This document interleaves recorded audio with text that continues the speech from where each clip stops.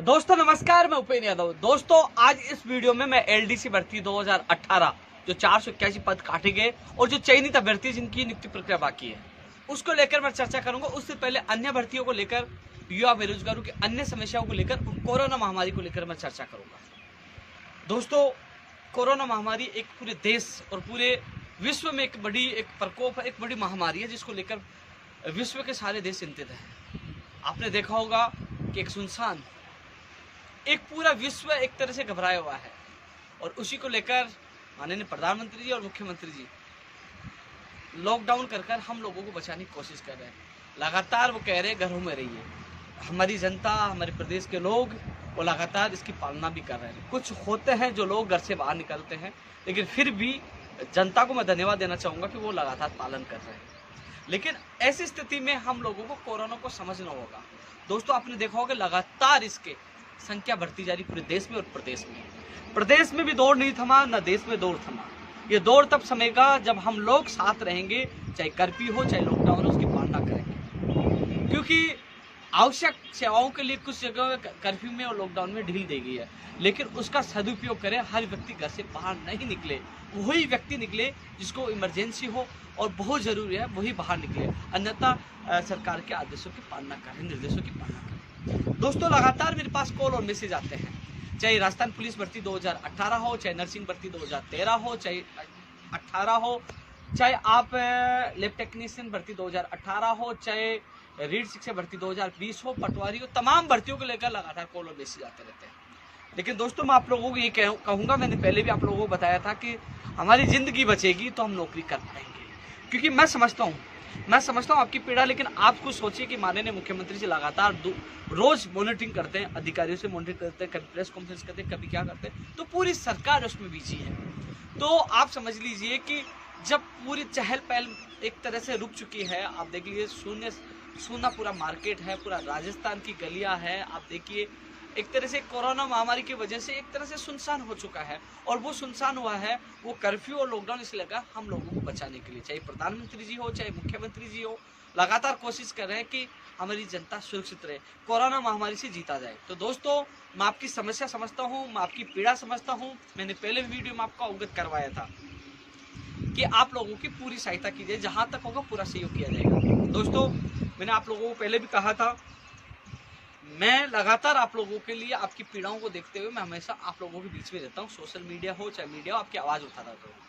1 जुलाई को राजस्थान बेरोजगार एकीकृत महासंघ पद से मैंने इस्तीफा दिया था। उसके बाद लगातार जब कोई अध्यक्ष नहीं मिला तो 4 मार्च तक मैं अध्यक्ष रहा, उस पर मैंने इस्तीफा दिया। नए अध्यक्ष रविंद्र चौधरी बनाए, वो जल्द ही नई कार्यकारिणी का विस्तार करेंगे और वो कार्यकारिणी आप लोगों के लिए लगातार प्रयास करेगी, संघर्ष करेगी, पहले के भांति, क्योंकि वो भी आप लोगों को परिणाम देगी। लेकिन मैं संयोजक पद पर रहते हुए मैं उस जो अभी जो नवनिर्वाचित जो अध्यक्ष बने हैं, मैं उनको हर चीज़ समझाने में लगा हूँ कि ये विभाग ऐसा है, जो हर चीज़ ये विभाग से लेकर अधिकारियों तक उनको मैं समझाने की कोशिश कर रहा हूँ कि किस प्रकार काम किया जाता है, किस प्रकार काम निकलवाया जाता है, किस प्रकार बेरोजगारों की समस्या पूछाई जाती है। तो कुछ दिन जब तक वो समझ नहीं पाए, जब तक मैं संयोजक पद पर हूँ, समझने के बाद वो जिम्मेदारी उठाने में सक्षम हो जाएंगे, मैं संयोजक पद पर भी नहीं रहूँगा।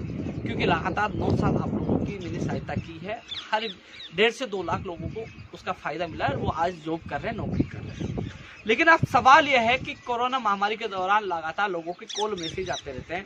मैं आपकी पीड़ा समझता हूँ, क्योंकि आप चिंतित हो कि हाँ आने वाले समय में क्या हमें रोजगार मिलेगा या नहीं मिलेगा या क्या होगा। लेकिन जो तमाम देशों के साथ होगा वही हमारे साथ होगा, जो नसीब में होगा वो होगा। क्योंकि हमें हर चीज को समझना होगा, हर परिस्थिति को समझना होगा। वर्तमान परिस्थिति यही है कि हम सबको एक ही आवाज में कहना होगा कि माननीय मुख्यमंत्री जी हम आपके साथ हैं, आप जैसा निर्देश दोगे हम उसकी पालना करेंगे। क्योंकि दोस्तों मुझे पता है कि जो भर्तियां हैं, लंबित भर्तियां हैं, उसको लोग जो अभ्यर्थी कई महीनों से, कई सालों से परेशान है। चाहे अधीनस्थ बोर्ड की, चाहे कृषि प्रेक्षक हो, चाहे महिला सुपरवाइजर हो, चाहे एलडीसी भर्ती 2018 हो, चाहे एलडीसी भर्ती पंचायत राज 2013 हो, चाहे नर्सिंग भर्ती 2013 हो, राजस्थान पुलिस 2018 की एक और सूची का मामला हो, रीड शिक्षक भर्ती 2018 की एक और सूची का मामला हो, चाहे 16 हो संस्कृत विभाग की एक और सूची का मामला हो, चाहे रीड शिक्षक भर्ती 2020 का लेवल 2 का जो पैटर्न का मामला हो, चाहे उनकी एग्जाम और विज्ञप्ति का मामला हो, तमाम वो मामले हैं, तमाम वो नई भर्तियां हो, चाहे वन रक्षक हो, वनपाल हो, राजस्थान पुलिस हो, पटवारी हो, फार्मासिस्ट हो, पुस्तकालय अध्यक्ष जिनकी परीक्षा तिथि जारी होनी है, तमाम मुझे पता है आप लोगों की समस्या है, नई भर्तियों का इंतजार कर रहे हैं, जैन भर्ती की भी है अभी जो आवेदन प्रक्रिया चली थी। दोस्तों मैं आपको पहले बता दूं, जिनकी आवेदन प्रक्रिया चली थी, लॉकडाउन हो गया था, कर्फ्यू लग गया था, जिसकी वजह से आप लोग आवेदन नहीं कर पाए, उसमें आपको मौका मिलेगा। जो समस्या आई उसमें आपको मौका मिलेगा। अब सवाल है कि ऐसे समय में हम सरकार के साथ खड़ा रहे। तो दोस्तों आज जो मैं लाइव आया हूं इसलिए कि लगातार मैं 3 दिन से देख रहा हूं कि एलडीसी भर्ती 2018 को लेकर 2 तरह से मेरे पास मैसेज आ रहे हैं। एक तो 481 को लेकर और एक जो चयनित अभ्यर्थी हैं जो अधीनस्थ के हैं, अधीनस्थ सेवा के हैं, उनकी ज्वाइनिंग को लेकर, क्योंकि सचिवालय वालों को ज्वाइनिंग ऑनलाइन मिल चुकी है, ऐसे में आरपीएससी को मिल चुकी है, ऐसे में ये कह रहे हैं कि हम लोगों की ज्वाइनिंग बाकी है, सारा प्रोसेस पूरा हो चुका है। तो दोस्तों हालांकि ऐसी परिस्थिति में अच्छा भी नहीं लगता कि मैं सीएम साहब से निवेदन करूं, कहूं कि साहब आप ज्वाइनिंग दें, तो वो उनके मन में भी आएगा कि कितनी स्वार्थी है, पूरे प्रदेश एक संकट में है, महामारी से जूझ रहा है। फिर भी दोस्तों आप लोगों की बात मैंने पहुंचाई है, क्योंकि आप लोगों को यहाँ तक पहुंचाया, क्योंकि 481 वाले भी लगातार कॉल और मैसेज कर रहे थे। फिर भी मैंने आज सीएम सचिव साहब से बात की है, कोशिश कर रहा हूँ कि आप लोगों की बात सीएम तक पूछे, सीएम साहब समय निकाल के आप लोगों का भी भला करें। तो दोस्तों मैं आप लोगों को ये बताना चाहूँगा कि एलडीसी भर्ती 2018 सबसे पहले जो अधीनस्थ के हैं, चयनित अभ्यर्थी हैं, उनमें मैं बता दूं कि आज जो आप लोगों की जो प्रक्रिया है, क्योंकि जो ग्रुप 3 है, प्रशासनिक सुधार विभाग का ग्रुप 3 है, उसमें अधिकारी लगातार आपकी भर्ती को लेकर कार्य कर रहे हैं। वो छुट्टी पर नहीं है, वो कार्य कर रहे हैं, आपकी भर्ती को लेकर कार्य कर रहे हैं। 17 तारीख तक आपके जो ऑप्शन मांगे गए थे, उसके बाद मैं आपको बता दूं कि जो प्रशासनिक सुधार विभाग एआरडी ने आपका जो डेटा, जो हर जिले से जो डेटा उन्होंने मंगवाया था कि कौन से जिले में किस विभाग के कितने पद खाली है, विभाग के कितने पद खाली है, वो डेटा उन्होंने सूचना प्रौद्योगिकी विभाग यानी डीआईटी को सौंप दिया है। अब डीआईटी सूचना प्रौद्योगिकी विभाग अब उस डेटा को फीडिंग करने का काम कर रही है।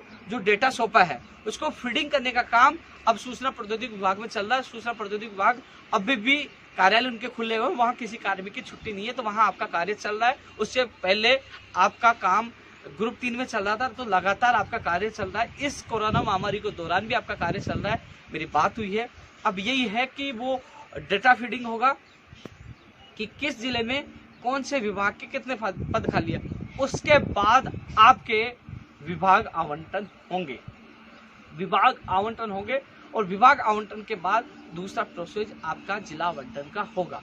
तो दोस्तों जहां तक आप लोगों को इतना ही कह सकता हूं कि आप जो एलडीसी भर्ती 2018 के जो लोग अभ्यर्थी चिंतित हैं, उन लोगों को ये कहूँगा कि लगातार आप लोगों का सहयोग किया है। ऐसा न सोचे कि मैं कोरोना महामारी के दौरान कोई ट्वीट नहीं कर रहा या कोई वीडियो नहीं डाला तो आपको भूल गए, नहीं। जहां आपको जीरो से लेकर यहाँ तक लेके आए, तो मंजिल तक पहुंचाने का जो आपसे वादा किया था वो पूरा करेंगे। और आज इस संबंध में मेरी बात हुई है, यही है कि डेटा सूचना प्रौद्योगिकी विभाग को सौंप दिया गया है, वो फीडिंग का काम चल रहा है। फिर उसके फीडिंग का काम होने के बाद आपका विभाग आवंटन होगा, विभाग आवंटन के बाद जिला आवंटन, और उसके बाद नियुक्ति प्रक्रिया के आदेश होंगे। तो दोस्तों इसमें आप लोग चिंतित ना हो, क्योंकि लगातार कार्मिक आपका कार्य कर रहे हैं। अब लोग ये पूछेंगे कब तक हमारे विभाग आवंटन हो जाएंगे, जिला आवंटन हो जाएगा। तो दोस्तों मैं आपको बता दूं कि जो फीडिंग में थोड़ा बहुत टाइम लगेगा, और वो टाइम 2 दिन लग जाए, 3 दिन लग जाए, 5 दिन लग जाए, उसके बाद आपका विभाग आवंटन होगा। 7 दिन भी लग सकते हैं, क्योंकि अभी जो कोरोना महामारी को लेकर कभी कौन सा कर्मचारी नहीं आता, कभी कौन सा अधिकारी नहीं आता, तो इसमें समय की कोई वो नहीं है, सीमा नहीं है। लेकिन आज जो बात हुई, पॉजिटिव रेस्पॉन्स मिला है। उन्होंने बताया कि जो हम लोगों की मन में शंका यह थी कि कहीं ना कहीं इस दौर को देखते आपकी नियुक्ति प्रक्रिया रुक सकती है, तो उन्होंने मुझे विश्वास दिलाया कि एलडीसी भर्ती 2018 में चयनित अभ्यर्थियों की नियुक्ति प्रक्रिया नहीं रुकेगी, जल्द ही प्रोसेस पूरा करके उनको ज्वाइनिंग दी जाएगी, क्योंकि ऐसे समय में अभी भी कार्मिक कार्य कर रहे हैं। तो दोस्तों जो आप लोगों से वादा किया था मार्च अप्रैल में ज्वाइनिंग दिलाने का, आपने देखा होगा अप्रैल में और मार्च में आपके साथी जो आरपीएससी वालों को ज्वाइनिंग मिली है, और अप्रैल में आपके साथी जो थे उनको ज्वाइनिंग सचिवालयों को मिली है। रही बात आप लोगों को, अभी तक आप लोगों की ज्वाइनिंग प्रक्रिया शुरू हो चुकी होती है, और कई लोगों को ज्वाइनिंग मिल चुकी होती है यदि कोरोना महामारी नहीं आती तो। लेकिन ये हमारा दुर्भाग्य था, ये हमारे साथ नहीं पूरे विश्व के साथ ऐसा हो रहा है, तो थोड़ा सा संयम रखना होगा। आपका प्रोसेस चालू है, और जल्द ही आप लोगों को खुशखबरी देने के लिए, और आप लोगों को क्योंकि हमेशा खुशखबरी दी है, हमेशा आपका अच्छा किया, तो जल्द ही मैं पूरी कोशिश करूंगा कि आपका कार्य जल्द से जल्द पूरा हो, जल्द से जल्द आपका विभाग आवंटन हो, जिला आवंटन हो, आपकी नियुक्ति आदेश जारी हो। जैसे कोई अपडेट होगी मैं आपको देता रहूंगा, लेकिन अब ये फिलहाल आपके लिए यही अपडेट है कि आपका कार्य प्रोसेस में है, कार्य कर रहे हैं। कोई भी जो सूचना प्रौद्योगिकी विभाग में भी जो फीडिंग का कार्य चल रहा है वो कार्य भी कार्य है, और पहले ग्रुप 3 में चल रहा था कार्य। तो अब बात ऐसी है कि अब फीडिंग के बाद आपका विभाग आवंटन फिर जिला आवंटन होगा, तो जल्द ही ये होगा। उसके बाद आपकी नियुक्ति का आदेश होगी। मुझे पता है आपका साथ देना है, उसको ज्वाइनिंग करवाना है, इसलिए दिमाग से निकाल दीजिए कि आपकी भर्ती पद की अटकेगी। 481 की वजह से चयनित अभ्यर्थियों का बुरा नहीं होगा, और चयनित अभ्यर्थियों की वजह से 481 का बुरा नहीं होगा। मेरे लिए दोनों समान है। चयनित अभ्यर्थी या न सोचे कि आपकी भर्ती अटकेगी, नहीं अटकने दूंगा। आप लोगों से मेरा वादा है, आपकी भर्ती नहीं अटकेगी, आप लोगों को ज्वाइनिंग मिलेगी। रही बात 481 के मामले में, मीडिया पूरा सपोर्ट कर रहे हैं, एमएलए मंत्री भी सपोर्ट कर रहे हैं। मैंने आज ही बात रखी है, एक बार फिर विभाग से पूछा गया है, जो प्रशासनिक सुधार विभाग से एक बार इस मामले में फिर रिपोर्ट मांगी गई है। मैंने आपकी बात आज भी रखी है, मैं भूला नहीं हूँ, क्योंकि 15 मार्च को जब माननीय मुख्यमंत्री जी से मेरी मीटिंग हुई थी, तो दोस्तों मुख्यमंत्री जी ने कई मुद्दों को लेकर मुझे पर्सनल टाइम दिया था। मुझे कहा था कि आप अकेले आना, तो दोस्तों उससे मैं माननीय मुख्यमंत्री जी के सामने तमाम मांगे रखने वाला था। चाहे आपकी ये एलडीसी भर्ती 2018 की 481 पद कम करने का मामला हो, चाहे रीट शिक्षक भर्ती 2020, 18 नर्सिंग भर्ती, तमाम जो मुद्दे थे उनको लेकर मैं सीएम साहब के सामने बात रखने वाला था। लेकिन किस्मत हमारी खराब थी, क्योंकि कोरोना महामारी रह गई। माननीय मुख्यमंत्री जी लगातार प्रदेश की जनता को बचाने में वो लगे हुए। ऐसे में अब कोरोना समाप्त होगा, जब हम सबको इससे निजात मिलेगी, उसके बाद जब माननीय मुख्यमंत्री जी से मेरी मुलाकात होगी, तो मैं आपकी बात भी रखूंगा। मेरा जो प्रयास था, जहां तक प्रयास था, मैंने प्रयास किया और आगे भी करूंगा। आपको विश्वास दिलाता हूं, जब भी मेरी माननीय मुख्यमंत्री से मुलाकात होगी, तो 481 की बात मैं मजबूती से रखूंगा और आपके अभ्यर्थी को मैं साथ लेके जाऊंगा। मैंने जब कल, आज मीडिया में भी आपकी खबर आई है, क्योंकि कल मैंने रमेश और गगन को भी फोन करके बता दिया था कि कल आपकी खबर भी आएगी और मेरी बात भी होगी, और आज मेरी बात भी जो आपको वीडियो के माध्यम से बता रहा हूँ। तो दोस्तों आपका भी पूरा सहयोग करूंगा। 2018 जो चयनित अभ्यर्थी हैं उनकी जो मैंने पूरी आपको अपडेट दे दी है। इसके अलावा दोस्तों रीट शिक्षक भर्ती 2020 है। दोस्तों अभी आपको बता दूं 2 सितंबर फिक्स है, लेकिन यदि कोरोना महामारी मान लीजिए मई जून चला गया, तो फिर क्या सितंबर में हो पाएगी। तो बात ऐसी है कि अब जो अभी फिक्स है, लेकिन कोरोना महामारी का देखा जाएगा। ये मई में 3 मई को हमारा लॉकडाउन खुलता है, मई में इस कोरोना महामारी से हमें निजात मिल जाती है, खत्म हो जाता है, तो कहीं नहीं कि आपके 3 सितंबर को एग्जाम होगी, अन्यथा आगे भी जा सकती है, इसको फिक्स नहीं माने। लेकिन ये जरूर है कि आप लोग घर बैठे तैयारी करते रहे। ये ना सोचे बाद में ये नहीं कहे कि हमने तो तैयारी नहीं की साहब, तारीख बढ़ाओ। तारीख नहीं बढ़ेगी। यदि कोरोना समाप्त हो गया तो सही समय पे होगी। कोरोना ये लगातार चलता रहा, मई जून जुलाई निकल गया, तो कैसे एग्जाम हो पाएगी। इसलिए घर पर तैयारी करें, तैयारी ही आपके काम आएगी और वही तैयारी आपको मंजिल पर पहुंचाने का कार्य करेगी। इसके अलावा दोस्तों तमाम जो भर्तियां हैं, इनका नाम नहीं ले पा रहा मैं, लेकिन जहां तक सहयोग होगा आप रविंद्र चौधरी प्रदेश अध्यक्ष से भी संपर्क करिए, मैं भी पूरी मदद करूंगा। लेकिन एक बार कोरोना समाप्त हो, एक बार हमारे प्रदेश के मुख्यमंत्री जी एक बार इससे फ्री हो जाएं, एक बार, क्योंकि वो चिंतित हैं, लगातार अधिकारियों से कॉन्फ्रेंस कर रहे हैं, लगातार बात कर रहे हैं। तो आप सबसे मेरा निवेदन है, एक बार वो फ्री होते हैं तो मैं खुद माननीय मुख्यमंत्री से मिलकर आप सब लोगों की बात रखूंगा। लेकिन इसके अलावा दोस्तों एक सवाल ये उठ के आ रहा है, जो लोग लगातार यहाँ कोचिंग कर रहे थे और जैसे लॉकडाउन लगा, जैसे कर्फ्यू लगा, तो वो लोग घर चले गए। अब उनके एक दो महीने हो जाएंगे किराए के, तो वो है कि हमारा किराया मकान मालिक मांग रहे हैं। तो दोस्तों किराए के संबंध में भी मैंने बात रखी थी, अब दोबारा, क्योंकि मुख्यमंत्री जी साहब से निवेदन करेंगे, वो भी अपील ही कर सकते हैं जनता को, कि वो कह सकते हैं, तो हम उनसे अपील करेंगे, निवेदन करेंगे किराया माफ हो, क्योंकि सब लोग घर पे हैं, क्योंकि उन्होंने कोचिंग की फीस भी दे दी, कमरा किराया भी मांगा जा रहा है। तो ऐसे बेरोजगार कहाँ से लेके आएंगे, क्योंकि मजदूरों के आपने किराया माफ किया, बहुत सराहनीय है, लेकिन मजदूर तो कमाते भी थे। बेरोजगार तो घर से आते हैं, बेरोजगार होते हैं, वो लोग तैयारी करते हैं और अब तैयारी भी नहीं हो पा रही, घर जा चुके, तो उनका किराया बेकार लग रहा है। हालांकि मजदूर की जो स्थिति है, हम जानते हैं कि मजदूर को इतनी मजदूरी मिलती है कि वो कमरा किराया और घर खर्चा चला पाता है बड़ी मुश्किल से। तो वो उन्होंने सरकार ने जो कमरा किराया माफ करने का जो निर्णय, चाहे दिल्ली का हो चाहे वर्तमान सरकार ने भी कहा, तो ये स्वागत योग्य, धन्यवाद देते हैं कि मजदूरों से पैसा नहीं। लेकिन बड़ी आशा है कि हम बेरोजगारों को भी, जो लोग तैयारी करें, उनको छूट मिले। इसके अलावा दोस्तों जो कोचिंग वालों ने जो फीस ले ली है, जो कोचिंग वालों ने कोर्सेज की जो फीस ले ली है, चाहे रीट की हो, चाहे पटवारी हो, चाहे पुलिस की हो, उनको या तो पैसे वापस देने होंगे या आपको कोचिंग करवानी होगी।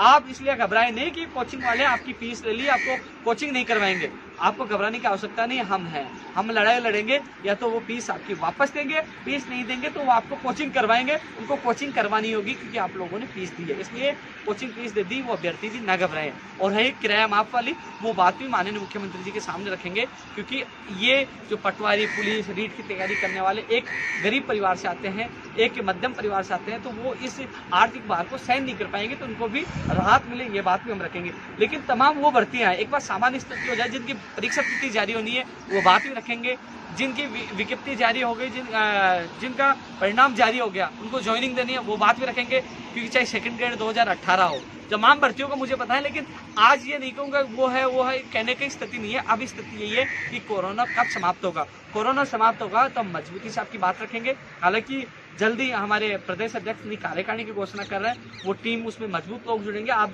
रविंद्र चौधरी से संपर्क कर सकते हैं, नई टीम में आप उससे जुड़ सकते हैं, उनका कंधे से कंधा मिलाकर साथ दे सकते हैं।